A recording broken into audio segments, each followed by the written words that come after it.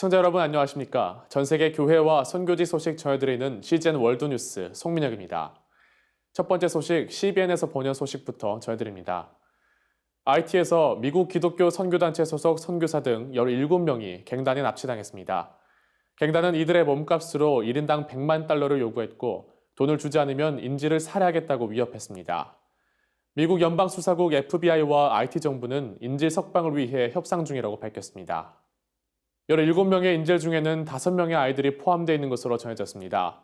가장 어린 아이는 8개월밖에 되지 않았습니다.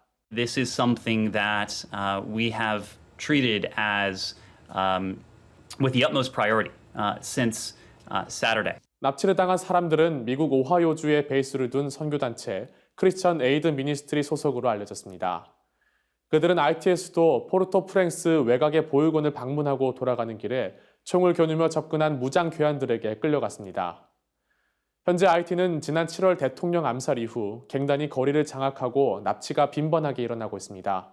I think that is the worst moment for me in Haiti. 기독교 구호단체 오퍼레이션 블레싱 IT의 엠마누엘라 델소이는 그동안 갱단이 미국인은 건드리지 않았지만 상황이 달라졌다고 전했습니다. But now the whole population is targeted. Everyone is a target and no one is safe. Kidnappings have been up 300% month over month. So they're mostly Haitians who are kidnapped. This particular kidnapping is especially worrisome for aid workers since now we're being targeted. 미국 선교단체가 표적이 된 이번 사건은 다른 선교사들에게도 경종을 울렸습니다. They tried to kidnap my wife at one point. Our base manager was murdered at our front gate. And then we also had 2 other team members who were kidnapped and tortured for 4 days. 선교사들이 납치당한 수도 포르토 프랭스는 현재 40%가 갱단에 장악된 것으로 알려졌습니다. 이에 오퍼레이션 블레싱과 같은 구호단체들은 구호품 전달에 어려움을 겪고 있습니다. Everything has been already paid, so we are just waiting. Everyone is waiting to see where there will be a kind of calm so we could make the distributions. 다음 소식입니다. IT에서 납치된 선교사가 소속된 단체는 성명을 발표했습니다. 단체는 납치당한 이들의 귀환을 위한 계속된 기도를 요청하면서도 원수를 사랑하라는 성경 말씀을 기억하며 납치범들이 죄에 구속당한 상태에서 벗어나 예수 그리스도를 통한 자유를 얻길 바란다고 전했습니다. 이에 대해 박해 지역 전문가 척 홀트는 현재 IT에 필요한 것은 이와 같은 예수님의 사랑이라고 전했습니다. Wendy, anybody who reads the Bible can see that we're not promised ease and comfort. We're promised persecution. And this kind of persecution is exactly the kind that will change lives and change hearts. And so, as you heard in that statement from the organization, they are grateful for this opportunity to show love to their enemies. That is the only thing that will change Haiti. We've poured billions of dollars of aid into that country every year for 30 years plus, and it hasn't done anything but make the situation worse. The only thing that will change Haiti is the love of Jesus. 현재 IT는 갱단이 세력을 크게 확장하면서 무정부 상태나 다름없습니다. 선교사들을 납치한 갱단은 몸값을 내지 않으면 인질을 죽이겠다고 협박했습니다. I've been to Haiti many times since 1987, and it only continues to deteriorate there. What I can say is that these gangs now rule Haiti. Haiti is a failed state. The government has virtually no sway in any part of the country. And so it's getting almost impossible for aid to even get to the people because it gets hijacked before it can get there. And these, what we do if we continue to add aid to Haiti is we just continue to fund these gangs and make them more powerful. So the real question is, will they make good on this promise to kill the hostages? Not if they're smart. They know that these hostages are worth money to them. They're not going to get $1 million apiece for them. Let's hope that they don't get anything for them. I mean, it's a horrible thing to think about, but for every hostage that we pay money to get back, 3 more hostages will be taken. That's been proven over and over again. You cannot pay ransoms or you will only exacerbate the problem long term. Now, in reality, that's probably what will happen, only for a much smaller amount. 초콜트는 선교사들에게 주의를 당부했습니다. It is a reality, and it even was a reality when you were there, whether or not you knew it. When I go to places like this, I not only will hire security, but I very often will have to hire two different security teams from two different companies, because what will happen is you'll pay somebody to protect you, and then when you've paid them off and you're ready to go to the airport, then they'll kidnap you to make more money. So you have to hire two companies to protect you from each other, and that is a common practice for journalists and for aid workers around the world.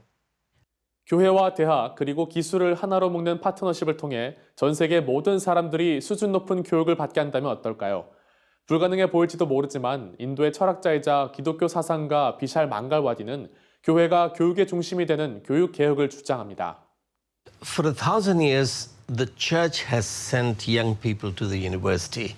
This revolution is getting the universities to send students to the church every day. Professors will also come to the church online, and students will be mentored by an academic pastor, which is Youth Pastor version 2.0, or a homeschooling parent who is credentialed by a university to become a church college parent. So this is an attempt to take education back from the state and restore it to the church as a means of discipling nations. 그는 교회가 현실적인 교육 문제의 답이라고 말합니다. Because church is the institution of fellowship or community baptized with the Spirit of truth.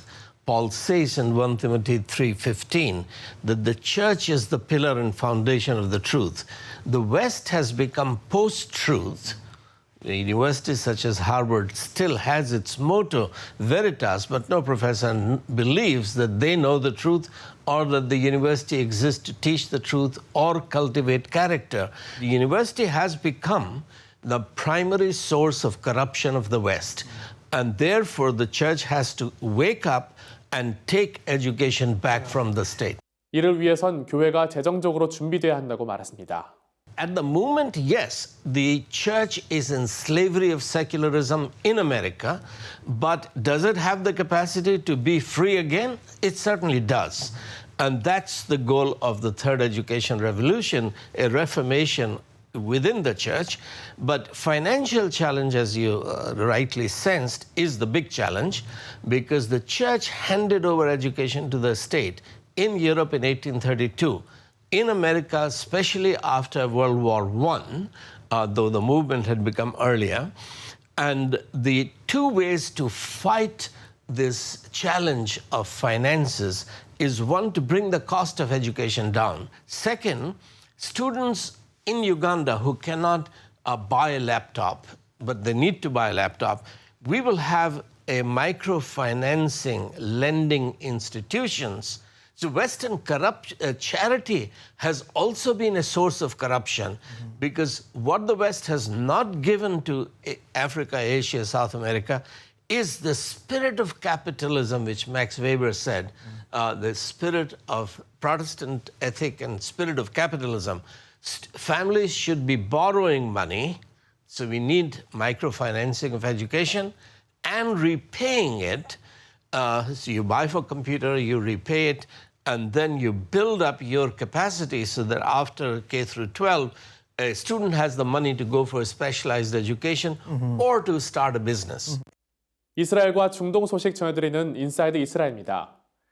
코로나19 팬데믹 상황에도 유대인들의 이스라엘 귀환이 급증하고 있습니다. 이미 31% 증가세를 보이고 있으며 올해 말까지 계속해서 이주가 예정돼 있습니다. 이주자들 대부분은 예루살렘에 있는 국제 기독교 대사관 ICEJ의 도움을 받았습니다. The Jews have actually been in exile since the Babylonian times. Even in the days of Jesus, more than half the Jews were still living abroad. This corona crisis could be the thing that pushes Israel over that threshold. 이주자들 대부분은 러시아와 미국 출신이며 이스라엘은 이들을 환영하는 것 그 이상의 계획을 준비하고 있습니다. 2000년 된 씨앗이 열매를 맺었습니다. 이스라엘 과학자들이 유대 사막의 유적지에서 발견된 고대 대추 야자나무 씨앗에서 유전 물질을 추출했습니다. 그리고 6개의 묘목을 키워냈고 열매를 맺었습니다. We are planting our second female date tree, who was sprouted from an ancient seed. Actually, this one came from Qumran, was found in the caves, and much to our astonishment, she also sprouted. 고대 이스라엘 대추야자는 단맛과 약효 성분, 그리고 큰 크기로 유명했다고 합니다. 1500년 전에 와인 양조장이 발굴됐습니다. 해안 도시 아브네에서 발견된 비잔틴 시대의 양조장은 지금까지 발견된 유적지 가운데 최대 규모입니다. 양조장은 5세기에서 6세기 사이에 운영됐으며 매년 50만 갤런 이상의 와인을 생산했을 것으로 추정됩니다. It was certainly a prestigious wine. I mean, this was a wine that we know was presented during the coronations of Byzantine kings. Justin II had wine from this region, what was called Gazan wine, presented at his table during his coronation.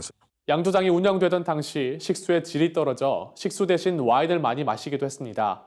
발굴 작업이 완료되면 관광객들에게 공개될 예정입니다. 오늘의 국내 단시입니다. 지난 1일부터 시행된 단계적 일상회복 1단계에 따라 대면 예배 참석 인원 기준이 백신 미접종자를 포함해 수용 인원 기준 최대 50%로 개편됐습니다. 또한 예배 참석 인원의 전원이 백신 접종 완료자의 경우 인원 제한은 없으며 이는 지역 구분 없이 전국적으로 적용됩니다. 단계적 일상회복, 일명 위드 코로나 시행에 따라 종교시설 방역 지침이 완화됐습니다. 종교시설 내 소모임은 접종 완료자로 구성 시 사적 모임 인원 기준에 맞춰 실시 가능하며 또한 수련회 등 특별 행사도 접종 완료자로 구성 시 499명까지, 미접종자 포함 시 99명까지 가능합니다. 최근 기독교 대한감리회 제34회 총회 입법의회가 열린 가운데 감리교 법령인 교리와 장정 개정을 위한 여러 안건들이 통과됐습니다. 이번 입법의회에선 교단 산하 감신대, 모건대, 협성대 등 3개 신학교 통합, 연회 통폐합을 통한 광역화, 예배 공간이 없어 어려움을 겪는 교회를 위한 공유 예배당 허용 등의 법조항이 신설되거나 개정됐습니다. 21일간 열방과 함께하는 2021 다니엘 기도회가 오는 21일까지 매일 저녁 8시에 개최됩니다. 이번 기도회에선 류응열 와싱턴 중앙장로교회 담임 목사, 가수 이수영 집사 등 목회자와 평신도 사역자들의 말씀과 간증이 진행됩니다. 다니엘 기도회 홈페이지와 유튜브 채널을 통해 참여할 수 있습니다. 최근 한국기독교 목회자협의회와 사김과 섬김이 생명 돌봄을 주제로 포럼을 열었습니다. 발제자로 나선 신국원 총신대학교 명예교수는 코로나19로 전 세계가 고통받는 지금 교회의 공적 책임은 생태학적 분야로 확장돼야 한다며 생명 존중과 돌봄이 창조의 중심이며 복음의 핵심이라고 전했습니다. 우리는 하나님이 우리의 주인이 되심을 기억하고 있는지, 그리고 그 주인 되신 하나님과 친밀한 관계를 맺고 있는지 생각해 보신 적 있으신가요? 하나님이 우리의 주인 되신다는 고백을 기억하고 사랑이신 하나님과 함께하기 위해 삶으로 순종하면서도 주님과 바른 관계를 유지함으로 이웃을 더욱 사랑하며 개인의 일상 속에서 자신의 흔적보다 예수님의 흔적이 더 크게 남는 모두가 되길 소망합니다. 세상에 바로 서고자 하는 그리스도인들의 눈, CGN 월드뉴스와 함께 소망의 복음을 굳게 붙잡으시길 바랍니다. 시청해주셔서 고맙습니다.